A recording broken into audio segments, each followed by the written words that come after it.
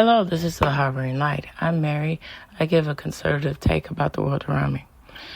So, this particular episode is about Portugal, specifically with the cafes and going in on with the cafes with the coffee and things of that nature, because I'm a coffee fan. And I think the cafes of cities, countries, that really says a lot about the culture too. All right, so let's dive in. I'll be right there, baby. Hold on, let me help you out. Okay, let me say that again. So let's dig in.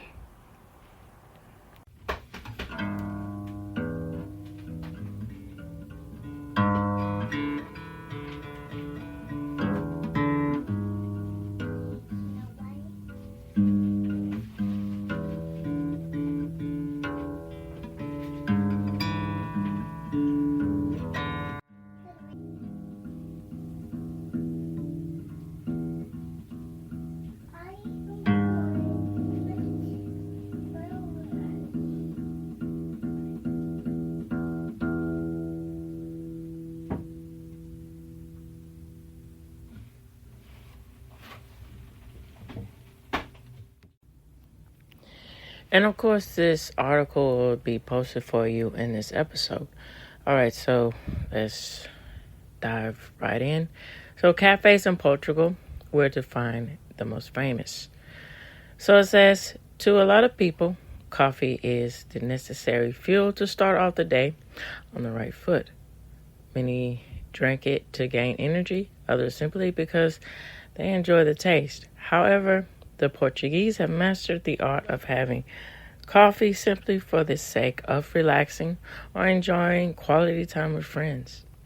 In Portugal, coffee is more than just a breakfast beverage or a source of caffeine.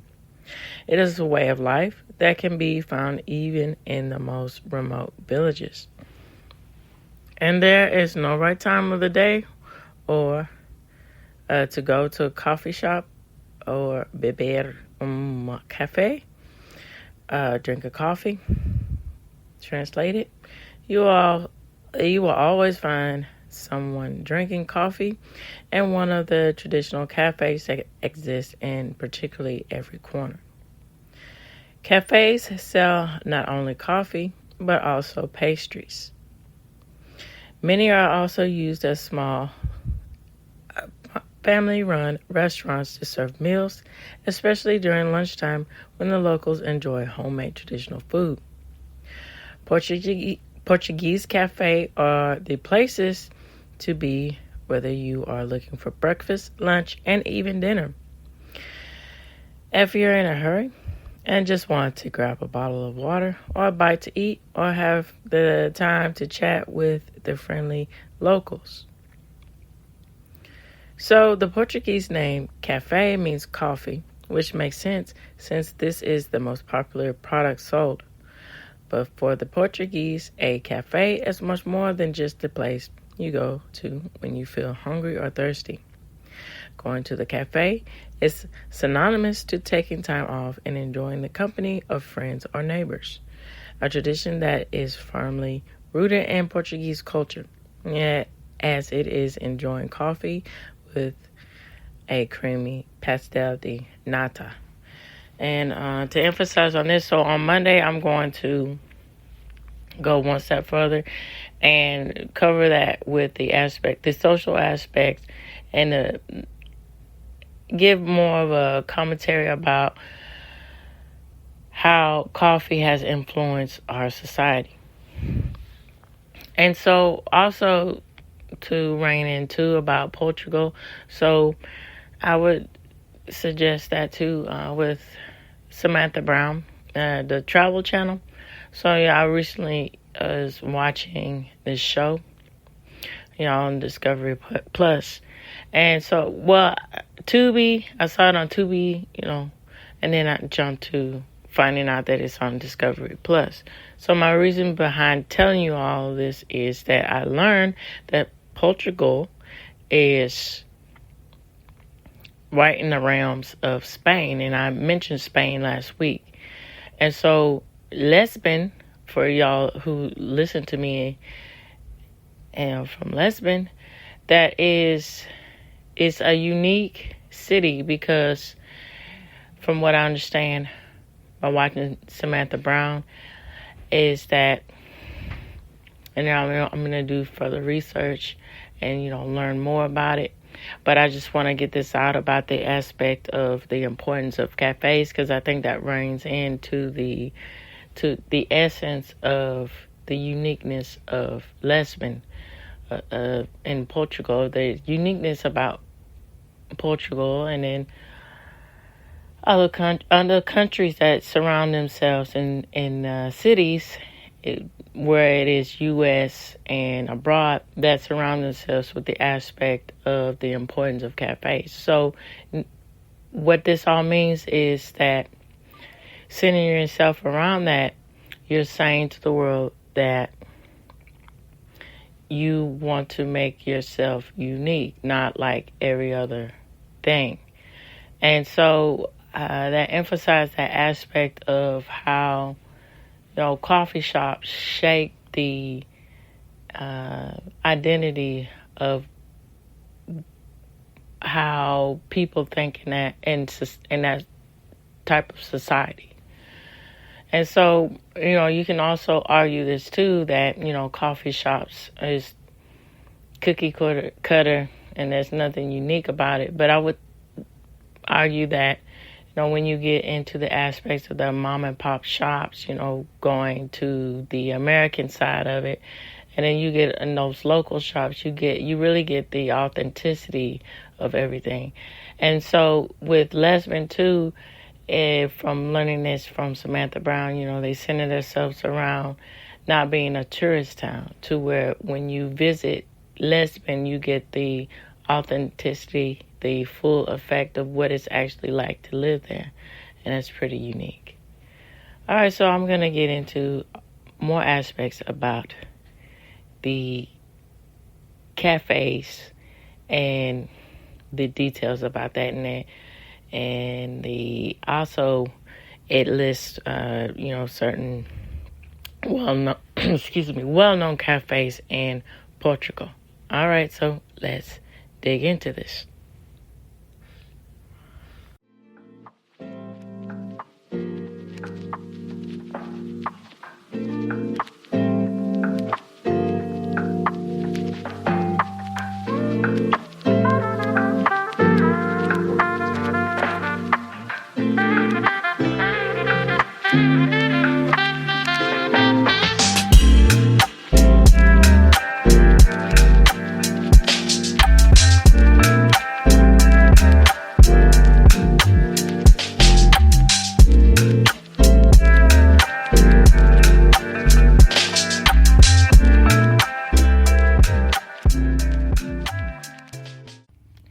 All right, so according to this source, here is an insight about ordering coffee in Portugal. So did you know that ordering a coffee in Portugal might sound different depending on where you are in the country? If you're in the north, like places like Porto, Braga, or Guimarães, most locals will ask for a cafe. However, if you are closer to Lisbon or the Algarve, don't be surprised to hear beca instead. There are also several ways of drinking coffee. The Portuguese love to socialize and to take a few minutes out of the day to catch up with friends, neighbors, or chat with random people. And then again, on Monday, I'll go into details about that too, about the social aspect about, coffee and how that presents in society too. So neighbors or chat with random people. It's fair to say that the taste of coffee itself is not the main reason why cafes are so popular and always home to so many familiar faces. These walls hear stories, witness first-time meetings, and many other important or mundane things with everyday life.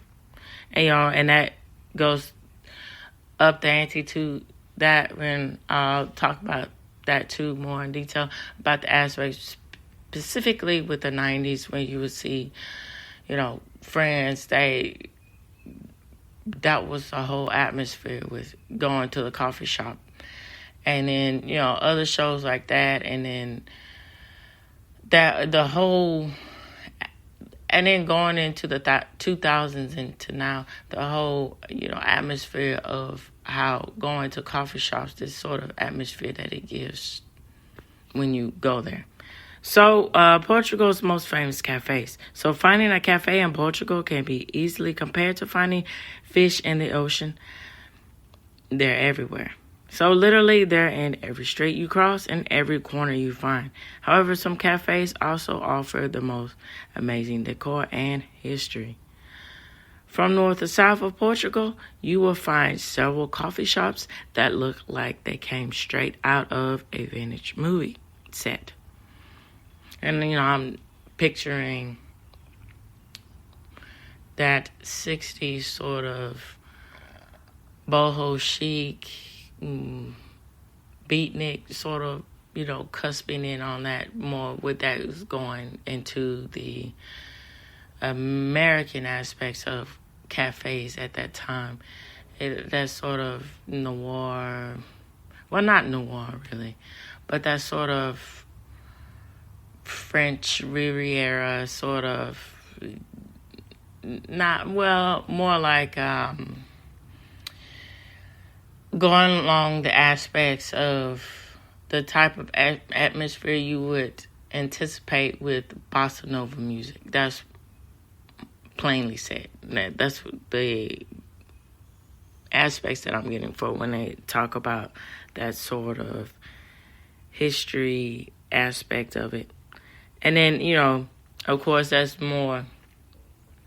And I'll rehash that and revisit that on Monday, when I was talking about coffee shops in a earlier episode that I did with my podcast.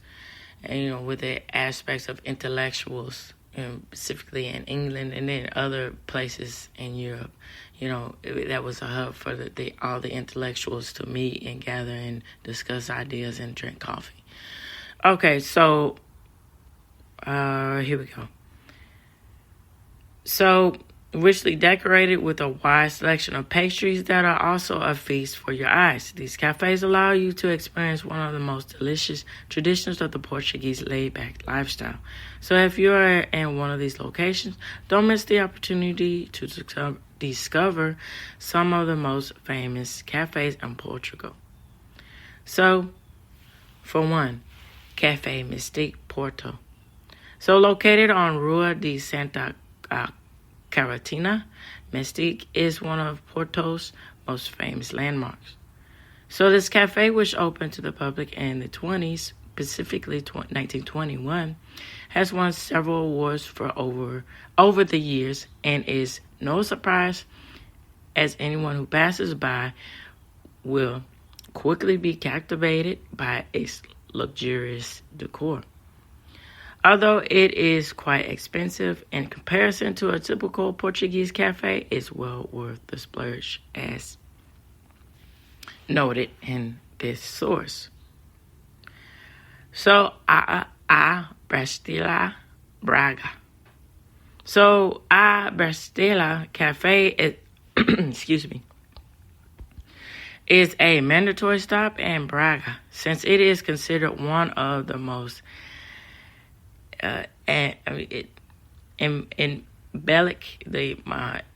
of coffee shops in the epitome, the stance of example of coffee shops in the city. So it was founded in 1907. So this cafe is known for still serving coffee the old-fashioned way in a glass cup. It also offers an excellent outside area, which gets very crowded during the summer. That's a good tidbit there to know. And also nice when writers who travel, these types of articles when they give tips, and it's helpful to know, and getting that insight and making your decisions on when you want to travel. It's quite nice. So, Cafe Vaina Braga. So, it's another iconic place in the city of Braga is Cafe Vaina. This cafe has served several famous Portuguese icons such as writers. One example I'll give is Camilo Castelo Branco. So according to some reports, Cafe Vaina was the place where the fall of the First Republic was planned by the Portuguese military. But there's no official proof of such thing. So, needless to say, it gives that ups the ante of the mystique about this place. All right, so Cafe Milenaro and Giro de Mash. So founded in 1953, Cafe Milenaro is another cafe in the north of Portugal that stands out for being located right next to a famous inscription. So it says, Aqui nascia Portugal. Nasceu Portugal. So this is translated as Portugal was born here. So right in the city, in the center of Guimarães, this cafe is part of the city culture and history, and it's mandatory to stop for visitors. So Cafe Santa Cruz Coimbra. So it's written as this in this article. It says, imagine having a coffee inside a parish chapel. So it's located in the heart of Coimbra and the square bearing the same name at Cafe Santa Cruz. You can drink coffee to the sound of fado. And I talked about when I did the podcast back early on in the summer, and I talked about folk music, specifically Portugal and fado. So fado music, is that I would equate that to the aspects of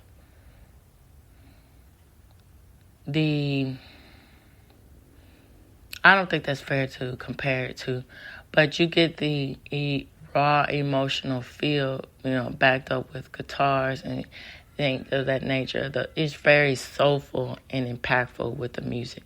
And so to have that in a cafe and the atmosphere of the cafe, that really sets that tone of traditionally what is thought about of the kind of music or the kind of aesthetic that you would think about when you think about specifically with the social aspect of cafes, with the artists of the genre of music and the cafe. So you get going on making everything neatly tied together. So case in point, if you go to the aspect when particularly artists do acoustic numbers of their songs or acoustic versions of their songs, and you would expect that type of atmosphere in a cafe of a singer sitting there bearing their soul and just being accompanied by a guitar or a cappella, and getting that natural organic feel about what the singer-songwriter is saying in the music. So, that's what I'm saying to wrap everything up. All right, so let's go on to Lisbon a Brasília. Brasília is one of Lisbon's most famous cafes, created in 1905. It was originally a store where it was possible to buy coffee from Brazil. Only in the latter did it become a cafe. So it is famous for receiving such Portuguese icons as the poet Fernando Pessoa and he is depicted in a bronze statue that sits outside of this cafe.